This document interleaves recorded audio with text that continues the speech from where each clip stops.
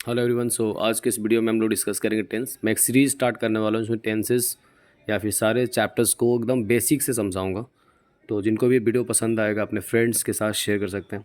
देखो, present tense से शुरुआत करते हैं। जहाँ की बात है प्रेजेंट टेंस की, तो इसका स्ट्रक्चर क्या होता है? सब्जेक्ट लिखते हैं, V1 और V5 लिखते हैं, और उसके बाद हम लोग ऑब्जेक्ट लिखते हैं। इस स्ट्रक्चर को ऐसे भी लिख सकते हैं, सब्जेक्ट प्लस ईजेवार प्लस कॉम्प्लीमेंट और अदर वर्ड्स का यूज़ कर सकते हैं। V1 का मतलब क्या होता है? V1 जब वर्ब फर्स्ट फॉर्म में लिखते हैं तो उसको हम प्लूरल वर्ब बोलते हैं। और V5 का मतलब होता है कि सिंगुलर वर्ब हो जाता है। V5 का मतलब क्या होता है कि हम किसी नेचुरल वर्ब में, जो रियल वर्ब है, हमारा बेस वर्ब है, उसमें एस और ES का रियल एप्लीकेशन कर लेते हैं, जिस कारण क्या बन जाता है? V5 बन जाता है। और V5 को क्या बोलते हैं? सिंगुलर बोलते हैं। आगे हम ये बात करने वाले हैं कि यहाँ पे V1 का एप्लीकेशन कहाँ पे होता है। तो V1 हमेशा प्लूरल के साथ यूज होता है। इसमें प्लूरल सब्जेक्ट्स, प्लूरल नाउन्स आते हैं। आई, वी, यू और दे के साथ भी V1 मतलब प्लूरल का एप्लीकेशन करते हैं। ही, शी, इट और किसी भी सिंगुलर सब्जेक्ट, सिंगुलर नाउन के साथ हम V5 का एप्लीकेशन करते हैं। ठीक है, बात क्लियर हो गई होगी। आइए समझते हैं। यहाँ लिखा है मैं जाता हूँ। तो मैं जाता हूँ को जब हम सेंटेंस बनाते हैं तो मैं का इंग्लिश में क्या बोलते हैं? आई। अब जाता हूँ मतलब क्या हुआ भाई? जाना को गो बोलते हैं। तो V1 एप्लीकेशन होगा यहाँ पे। तो मैं क्या लिखूँगा? आई गो। राइट। अगर मैं लिखता हूँ तुम जाते हो, तुम को इंग्लिश में क्या बोलते हैं? यू। जाना क्या बोलते हैं? गो। तो यहाँ पे क्या बनेगा? You go. वह मुझे सिखाता, वह को इंग्लिश में क्या बोलते हैं? ही। सिखाना का मतलब क्या होता है? सिखाना और पढ़ाना दोनों का मतलब होता है टीच। तो ही के साथ क्या लिख देंगे?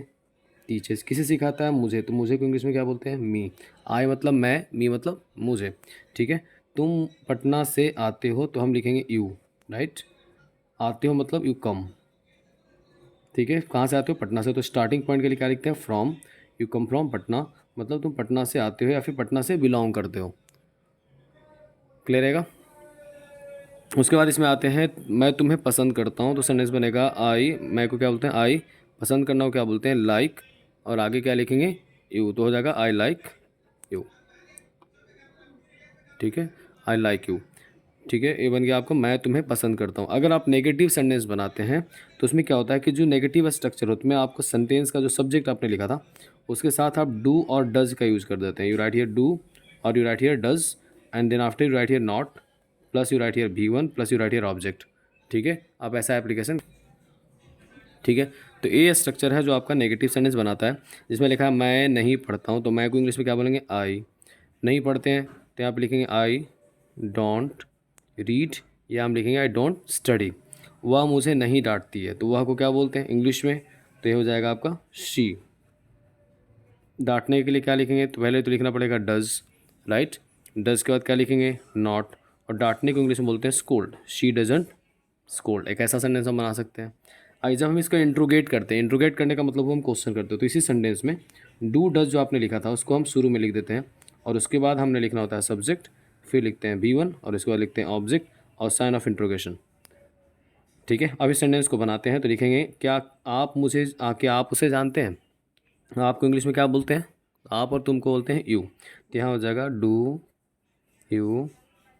जानना क्या होता है? नो। किसको नो? उसे नहीं जान, उसे जानते हैं, तो यहाँ पे लिखना होगा डू यू नो हिम।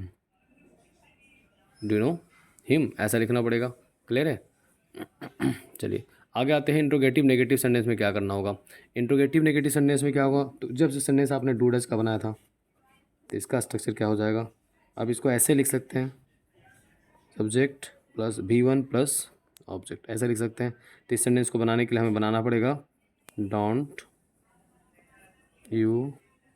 जानना क्या होता है? नो। किसे जानते थे? हिम। ठीक है, इसको एक और तरीके से बना सकते हैं। कैसे लिखेंगे? लिख देंगे ऐसे do you not know him. ठीक है, तो ये हुआ आपका प्रेजेंट टेंस का बेसिक पार्ट। ठीक है, उम्मीद करता हूँ कि आपको वो समझ में, वीडियो समझ में आया होगा। और ऐसे वीडियोज़ के लिए आप कांटेक्ट में लगे रहें और चैनल को सब्सक्राइब करिएगा। Thank you.